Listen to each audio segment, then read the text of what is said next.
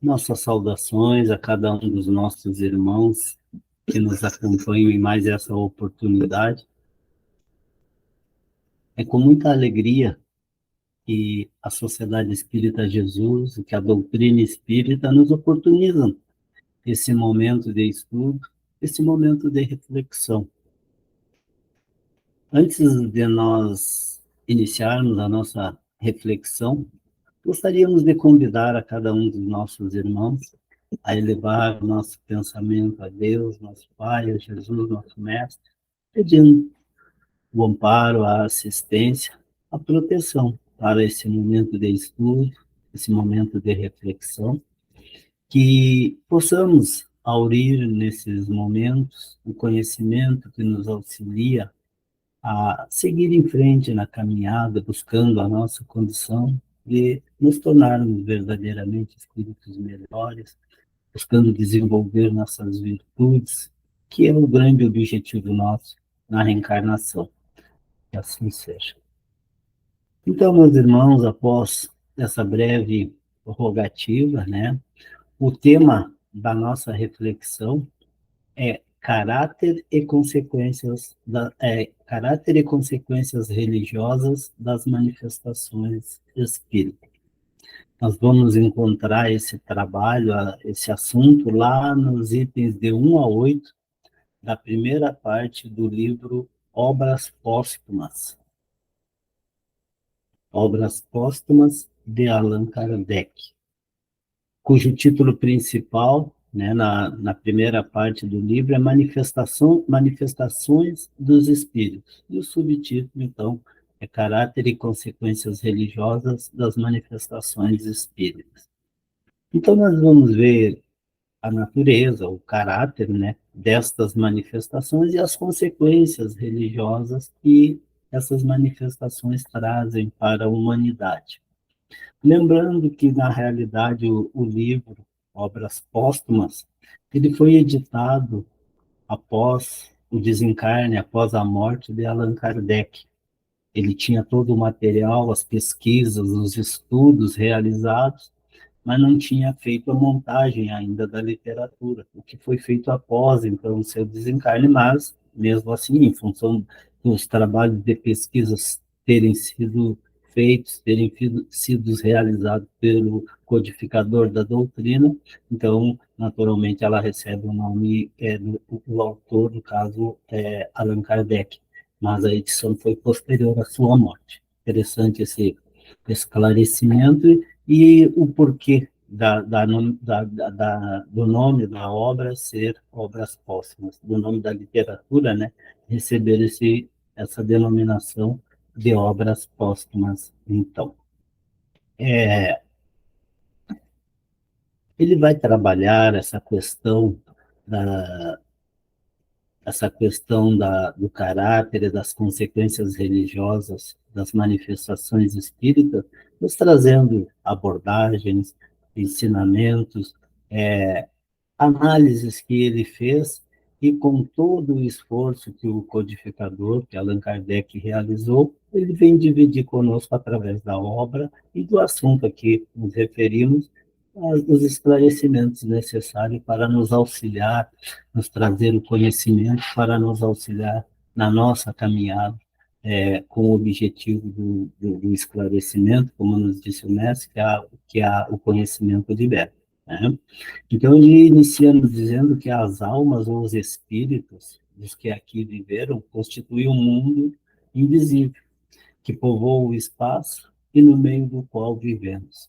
Então, na realidade, há em cada um de nós, e é muito mais normal que a gente imagina, que enquanto não se tem o entendimento mais amplo, né, mais completo, que o mundo dos espíritos é um local geográfico em algum lugar do universo, em algum espaço do universo, espaço físico, né? Algum espaço geográfico.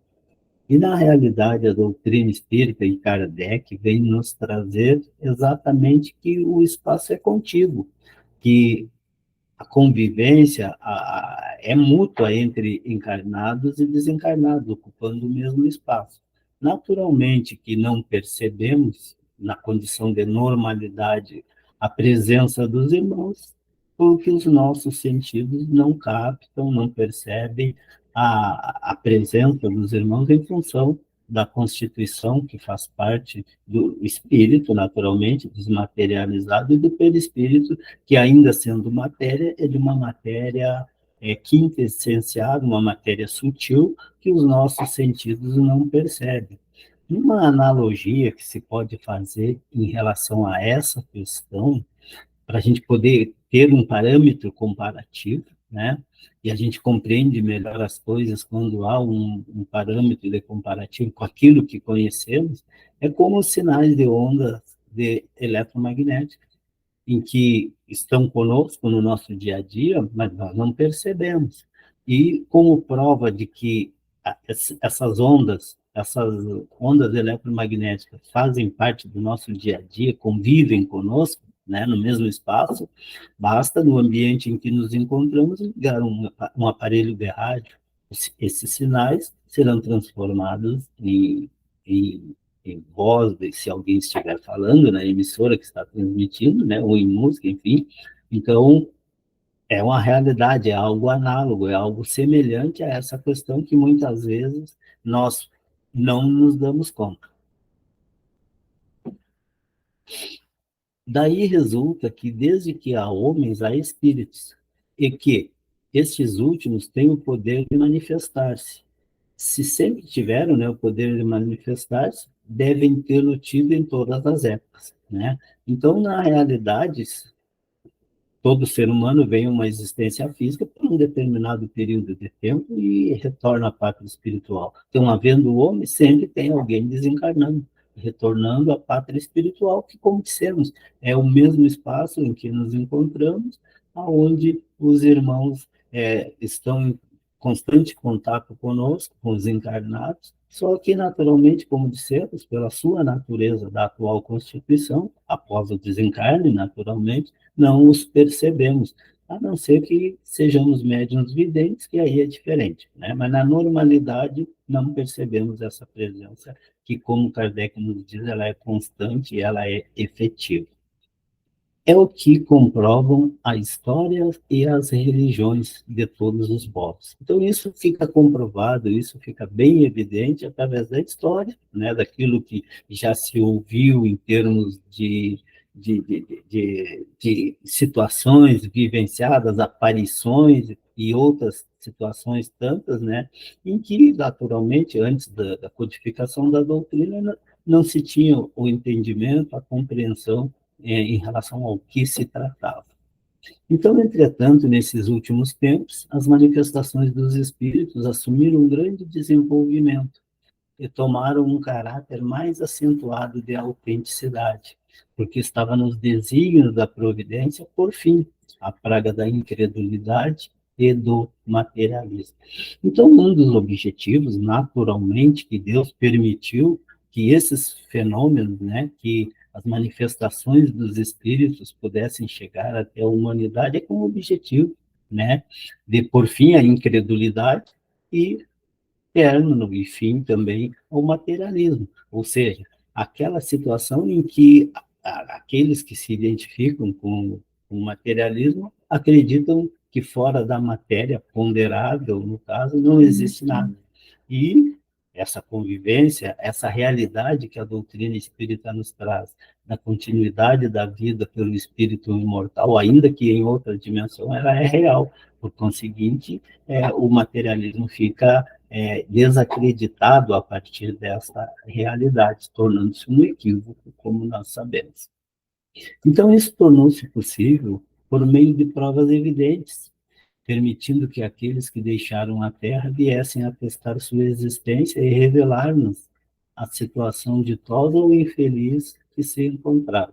Então, na realidade, essas manifestações, elas acabaram, e Deus permitiu para que elas viessem nos dar essa constatação, iniciando lá dos ídolos de 1850, mais ou menos, quando Kardec começou seus estudos, as suas pesquisas a respeito da questão das manifestações dos espíritos, né, da continuidade da vida. Então, isso em função, foi trazido pelos próprios espíritos, pela espiritualidade, naturalmente, sob a autorização do nosso Pai, né? Então, iniciando pelas mesas girantes, chamando a atenção da humanidade para uma realidade extrafísica. Então, e isso foi o ponto de partida, então, e os espíritos vêm nos dizer da sua situação na outra dimensão. No caso, como Kardec cita, da sua situação de felicidade ou infelicidade, né? Situações ditosas ou seres infelizes. E, naturalmente, essa situação, já que Deus é infinitamente justo e bom, é a consequência daquilo que cada um de nós realiza enquanto estamos no plano físico, edificando ou não a nossa felicidade, ou seja, edificando a nossa felicidade ou a nossa infelicidade, em termos daquilo que se sucede a uma existência física, ou seja, a nossa estada no plano espiritual. Então, vivendo o mundo visível em meio ao mundo invisível, com o qual se acha em contato perpétuo, segue-se que eles reagem incessantemente um sobre o outro. Reação que constitui a origem de uma imensidade de fenômenos que foram considerados sobrenaturais se não lhes conhecer a causa. Então, na realidade, essa questão de influência ela é muito real. E os espíritos exercem influência sobre os encarnados e vice-versa, da mesma forma, né? Então, é importante que a gente tenha esse entendimento, essa compreensão, e lá na questão número 459 do Livro dos Espíritos, Kardec questiona os espíritos e vamos citar essa passagem, né, essa questão do Livro dos Espíritos, exatamente para que possamos compreender aquilo que Kardec nos disse dessa questão de influência, tanto dos encarnados em relação aos desencarnados e vice-versa, dos desencarnados para com os encarnados. Então, na pergunta 459 do Livro dos Espíritos, como dissemos, então Kardec questiona, né? Os espíritos influenciam os nossos pensamentos e nossas ações? Ao que a espiritualidade respondeu: a sua influência é maior do que credes, porque frequentemente são eles que vos dirigem. Então, isso fica muito claro e vejamos que não é dito por alguém encarnado, foi transmitido através da mediunidade pelos irmãos do plano espiritual, irmãos de luz, naturalmente, dizendo que, em função dessa convivência contígua entre o plano espiritual e o plano físico, há essa questão da influência tanto num sentido quanto no outro. E que, como disseram os benfeitores, a influência dos espíritos sobre os encarnados, ela acontece de forma muito frequente, sendo comum eles que nos dirigem. Naturalmente que essa ação sobre o encarnado, por parte da espiritualidade, é pelo pensamento. São aquelas situações, para a gente ter uma ideia mais objetiva, né? Muitas vezes aquela situação em que temos um problema para resolver e não estamos encontrando a solução.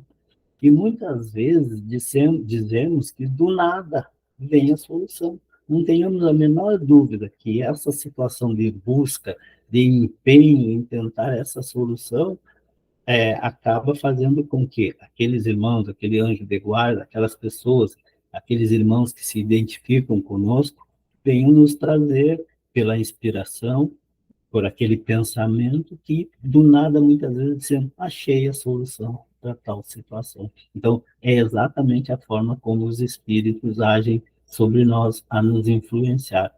Assim, naturalmente, que existem as ações boas e as ações não edificantes, mas o fator principal, o fator preponderante para que essa ação seja de uma natureza ou de outra é o nosso padrão vibratório.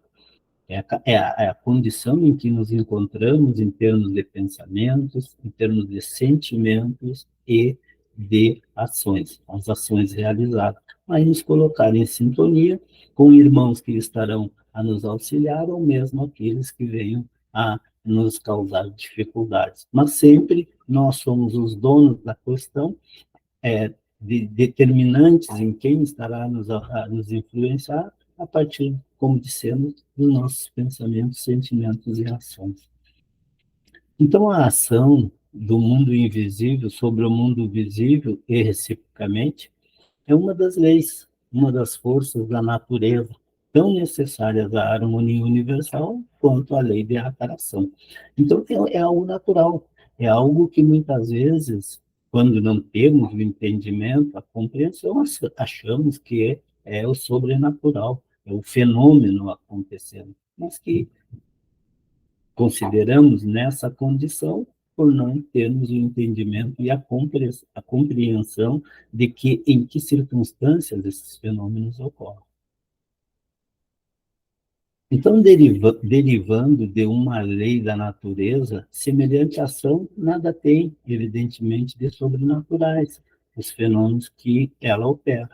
Então, nada tem de sobrenatural. É uma lei da natureza que, muitas vezes, não sabendo as circunstâncias em que esse fenômeno ocorre, passamos a considerá-lo, né, ou consideramos como fenômenos sobrenaturais. Pareciam tais, tinham essa aparência, né, teríamos essa percepção, porque desconhecida era a causa que os produzia. O mesmo se deu com alguns efeitos da eletricidade, da luz, do magnetismo e etc. Enquanto não se conhecia a questão dos efeitos da luz, né, do magnetismo, da eletricidade, a tendência era acharmos que isso estava relacionado ao sobrenatural, ao fantástico.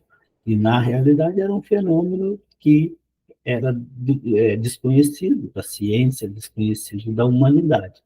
Mas a partir do momento que a ciência, os estudos científicos comprovam a possibilidade desse fenômeno ocorrer frequentemente, utilizando os mesmos recursos, com certeza perde esse cunho de sobrenatural, passando a, a, a ser algo, uma lei da natureza. Então, todas as religiões têm por base a existência de Deus e, por fim, o futuro do homem depois da morte. Então, se a gente for analisar, não é difícil, e todas as religiões têm essa tendência, têm essa convicção, né? Tem por base a questão da existência de Deus. Naturalmente que em muitas religiões não é exatamente esse o nome, mas está se referindo a um ser superior, a uma potência superior, que em outras palavras é Deus, né? Que, como dissemos, pode receber naturalmente algumas denominações diferentes, mas se tratando do mesmo ser, né? Essa potência criadora do universo. E outro aspecto importante também é quanto ao futuro. E como já dissemos, o futuro em relação a nós, a nossa caminhada depois da morte, está diretamente relacionada àquilo que realizamos enquanto nos encontramos na existência física. Então, esse futuro, que é de capital interesse para a criatura, né, se acha incessantemente ligado à existência no mundo invisível. Então, com toda certeza, vamos estar no mundo, no plano espiritual ou no mundo invisível, em tal ou tal situação, dependendo daquilo que tenhamos realizado. É importante que a gente tenha em mente que a felicidade, ela não cai em nosso colo, nós precisamos edificá-la. E o mestre deixou muito claro essa questão. Ele nos disse, fora da caridade não há salvação. E o que entendemos por salvação? É a nossa condição de felicidade, de paz de espírito, a edificação do céu em nossos corações. É importante que a gente tenha em mente que o hoje que estamos vivenciando, aquilo que estamos realizando, é exatamente o que vai ser o reflexo da nossa existência no plano espiritual, o que nós estaremos enfrentando, se são circunstâncias boas ou desagradáveis, e naturalmente de acordo com aquilo que realizamos. E é importante que a gente perceba que, nesse sentido, O mestre também sempre nos deixa claro a questão de que as ações em conformidade com a lei de Deus é a caracterização do bem, é a caracterização da edificação da nossa felicidade. Já as ações em contrariedades de Deus são classificadas, são identificadas como o mal e, por conseguinte, situações de dificuldade em função da escolha que fizemos em relação às nossas ações. A atenção do homem foi atraída pelos fenômenos que tendem a provar a existência daquele mundo, ou seja, o mundo espiritual, como das manifestações dos espíritos, por meio dos quais os próprios habitantes de tal mundo revelaram suas existências.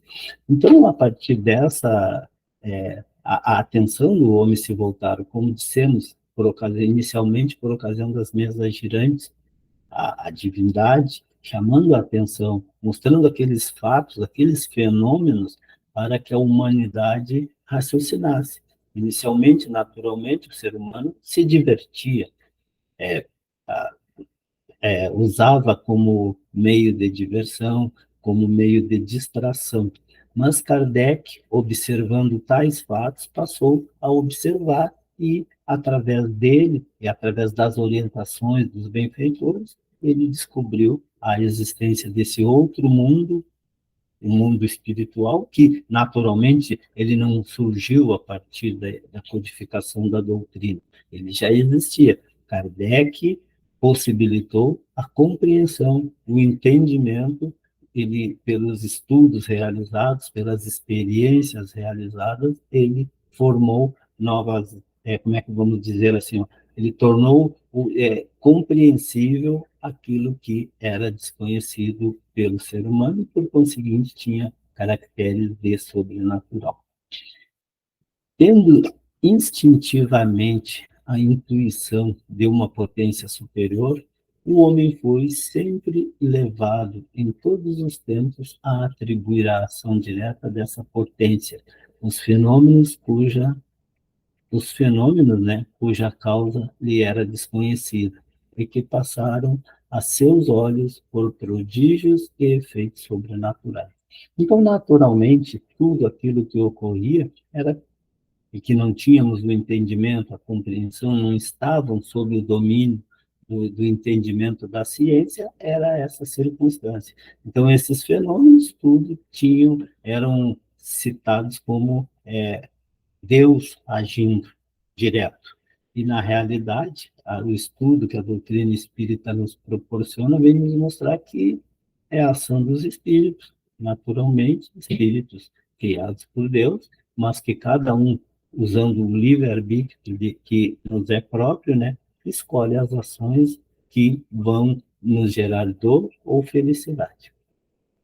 Com o progresso da ciência e o conhecimento das leis da natureza, esses fenômenos passaram pouco a pouco do domínio do maravilhoso para o dos efeitos naturais, de modo o que outrora parecia sobrenatural já não o é hoje, e o que ainda o é hoje não será amanhã.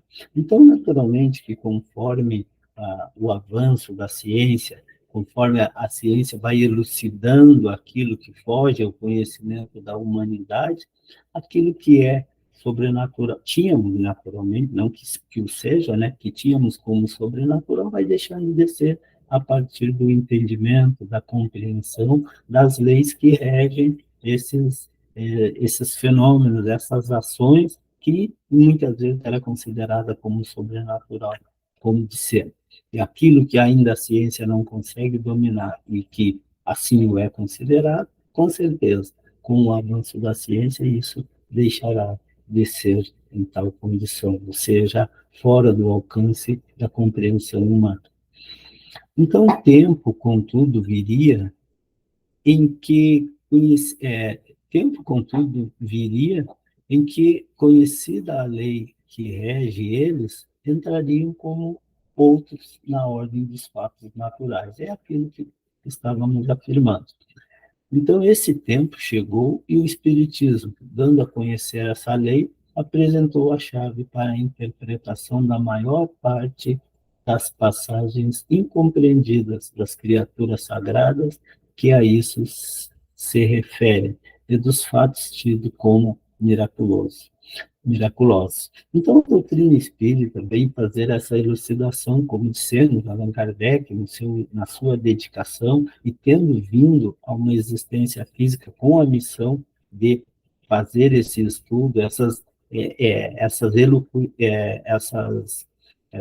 essa identificação, né, separando, desfazendo essa compreensão equivocada, a doutrina espírita, então, vem nos trazer essa oportunidade de compreensão em relação àquilo que, até algum tempo atrás, não estava possível de chegar ao nosso conhecimento. E como vimos, Deus, no desejo de combater o materialismo, de combater a incredulidade, permitiu que a doutrina espírita viesse trazer as elucidações. Se a gente for parar para pensar, a gente vai ver que, inicialmente, o Pai nos permitiu a primeira revelação, né, por Moisés, onde as leis de Deus foram trazidas à humanidade, posteriormente o nosso mestre, elucidando muitas coisas que diziam a respeito àquilo que Moisés trouxe, dando ênfase às leis que realmente eram de origem divina e separando aquilo que era de natureza humana. E, posteriormente, veio a doutrina espírita como terceira revelação, elucidando aquilo que o próprio mestre disse, que não poderia nos contar tudo porque não tínhamos condições de compreender. Mas, no momento oportuno, ele envia, como ele mesmo disse, intercederei junto ao Pai para enviar um consolador prometido para permanecer convosco. E, com certeza, a doutrina espírita vem cumprir essa missão, esclarecendo a humanidade, principalmente naquilo que diz respeito às questões da imortalidade da alma, os princípios espíritas, de uma forma geral, a reencarnação e tudo aquilo que diz respeito à vida eterna do espírito imortal. Então, pode essa lei ser desconhecida, mas por isso não é menos real e sua existência. Então, a lei que diz respeito ao conhecimento da imortalidade da alma, da continuidade da vida, né? Então, ela pode ser desconhecida, mas por isso não é menos real a sua existência. Ela existe, não conhecemos, taxamos de milagre em função desse desconhecimento, mas conforme a ciência vai avançando, como nos é colocado, isso vai deixando de ter essa característica, esse aspecto de milagre. Né? Nenhuma crença religiosa, por ser contrária, pode desacreditar os fatos que a ciência comprova de modo peremptório, categórico. Né? Então, por mais que, como é que vamos dizer assim, ó, que um fato, né, seja contrário ao princípio de algum segmento religioso, ele não pode ser descartado a partir do momento que a ciência comprova como sendo categórico, como não deixando dúvida da sua existência. Seria contraditório que, por uma questão religiosa, viéssemos a ir contra aquilo que a ciência coloca. Inclusive, Allan Kardec, por ocasião da codificação da doutrina espírita, disse que se algum fato que a doutrina espírita, algum dos princípios que a doutrina espírita traz como leis, né, se a ciência comprovar que está em erro, a doutrina espírita imediatamente muda aquilo que esteja contra a ciência. E até hoje, realmente nada foi derrubado em relação aos princípios que a doutrina espírita apresenta. Então, não pode a religião deixar de ganhar em autoridade acompanhando o progresso dos conhecimentos científicos, como não pode deixar de perder se conservar retardatária ou a protestar contra esses mesmos conhecimentos em nome de seus dogmas. Então, é importante que a gente perceba e que as próprias religiões tenham o entendimento de que eles não ganham nada em contrariar, ir contra aquilo que a ciência afirma, que comprovadamente a ciência realmente demonstra, né? Ou que venha a aceitar algo que é contrário. Então, qualquer segmento religioso só tem a perder em conflitar contra aquilo que é real, o que é a negação daquilo que não tem como ser contestado. Visto que nenhum dogma poderá prevalecer contra a lei da natureza ou anulá-la. Então, não é um dogma que vai alterar aquilo que a própria natureza traz como leis, né? Então, é importante estarmos atentos a essas questões. Um dogma que se funde na negação de uma lei da natureza não pode exprimir a verdade, com toda certeza. Então, é questão dos dogmas, né, como aspectos que venham a prevalecer em relação às leis, e, na realidade, qualquer segmento religioso que haja dessa forma, com certeza está em contrariedade àquilo que o nosso país espera daqueles que têm a missão de orientar a humanidade. O espiritismo, que se funda no conhecimento de leis até agora incompreendidas, não vem destruir os fatos religiosos, porém sancioná-los, dando-lhes uma explicação racional. Até porque essas explicações elas são de origem dos próprios espíritos, espíritos de luz que vêm elucidar, que vêm orientar e esclarecer a humanidade. A ignorância das leis da natureza, ao levar o homem a procurar causas fantásticas para fenômenos que ele não compreende, é a origem das ideias supersticiosas, algumas das quais são devidas aos fenômenos espíritas não compreendidos. Então, naturalmente, tem muitas situações que as pessoas não compreendem, falam de ouvir falar em relação à doutrina espírita, né?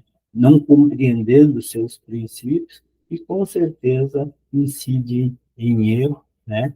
E, e analisam de forma equivocada os fenômenos espíritas, como nos é colocado por Kardec, mal compreendidos. O conhecimento das leis que regem os fenômenos destrói ideias supersticiosas, encaminhando as coisas para a realidade e demonstrando, com relação a elas, o limite do possível e do impossível. Então, ao contrário do que muita gente pensa, espírita, ela vem elucidar, ela vem esclarecer, mostrando aquilo que é possível e aquilo que não que é impossível, que não está em acordo com aquilo que é proveniente da divindade. E para concluirmos, meus irmãos, como nos disse o Mestre, conhecerás a verdade e a verdade vos libertará.